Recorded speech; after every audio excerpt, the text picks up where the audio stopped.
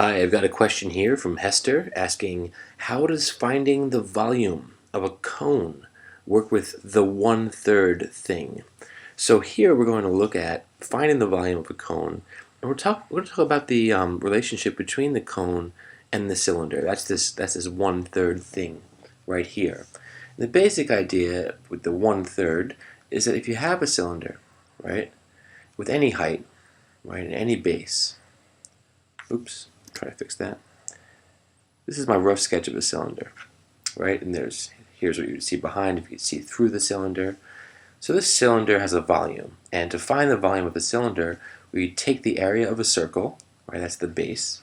So the volume of a cylinder, I'll write it like this: volume of a cylinder equals the area of the base, the circle, that's pi r squared, times the height of the cylinder, because volume can be thought of stacks and stacks and stacks of that circle on the bottom if that circle had a height of 1. So once you find the area of that circle on the bottom, that's what this is right here. It's the area, right, of a circle.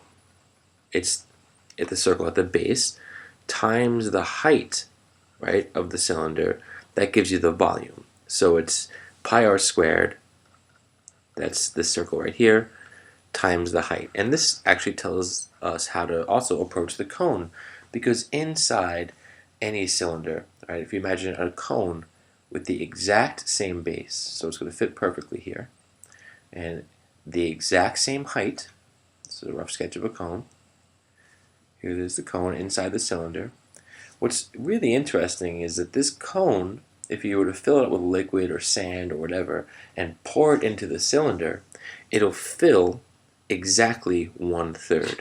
So if I kind of resketch it over here, right, with another cylinder, right, let's say it's about the same, right, if I was to pour this green cone in there, so I mean my sketch is a little off, but let's pretend these two cylinders are identical, this cone will then fill up the cylinder about here, right, about 1/3 of the way, right, that's the volume of the cone right there. It's about 1/3, here's 2/3, and then full at 3/3. So the cone volume is 1/3 of the cylinder, right? The volume of the cone equals 1/3 of the volume of a cylinder. So we take 1/3 and multiply it by the volume of a cylinder, assuming the cylinder has the same height, right, and the same base area, same height and base area. And the base area, I'm just referring to the circle at the bottom of the cylinder. So then it's just one more step to get the volume of a cone, because all you would have to do, right, for the volume of a cone is multiply our formula for the volume of a cylinder, which is pi r squared times height, or I'll just write pi r squared h, that's what we just talked about up here, all of that times 1/3. Or you can say that it equals pi r squared h divided by 3.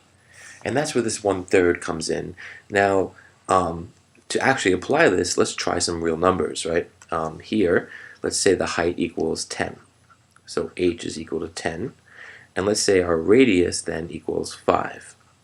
So what's the volume of the cylinder, and then what's the volume of the cone, right, with the same height and base area? So how do we do that? Well, the volume of the cylinder would be, all right, volume of the cylinder would equal CYL for cylinder, pi times radius squared, so we square the radius, which is 5, radius squared, 5 squared, that's 5 times 5, or 25, so we have pi times 25 times h, which is 10, oops, h is 10, simplify this, we get 250, that's 25 times 10, times pi, and I'll leave it in terms of pi. And then we have some kind of cubic unit. Maybe if we have inches here, it would be cubic inches, but I'm just going to write the numbers for now. So now we want to find the volume of a cone with the same base area. So usually what I would do, even if they didn't ask me to find the cylinder, I would find the volume of the cylinder. That's this part of the formula, pi r squared h. And we've already done that and gotten 250 pi. So to find the volume of a cone, I'll write it over here, it would be 1/3 of 250 pi. Now at this point, you notice pi is about 3. Of course, it's not exactly 3, But if they ask you to estimate pi to the nearest whole number, it would be 3. And that's great because then you have 3 times 250 and then times 1/3, which is basically division by 3. So in this formula, you have 3 divided by 3, and the answer would just be 250. But pi is a little bit more than 3.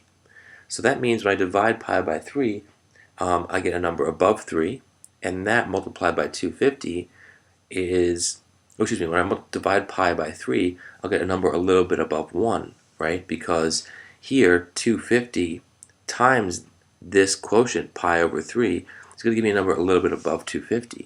But enough speaking here. Let's do the calculations to show you what I mean. Pi is about 3.14159, let's say, divided by 3 gives you a number a little bit bigger than 1. And that makes sense because pi is a little bit bigger than 3. So if we divide by 3, if we find a third, we'll get a number a little bit above 1. And this times 250, right? So 261.799, this could be our volume of our cone. But if we're leaving it in terms of pi, if we're leaving it in terms of pi, I would just think of this as 250 times 1/3 times pi.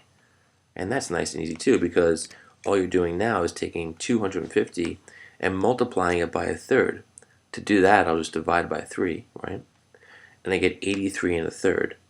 So in this case, I would have 83 1/3 times pi, and that could be the volume of my cone right there. So in review, to find the volume of a cone, first you find pi r squared height, and then you divide it by 3.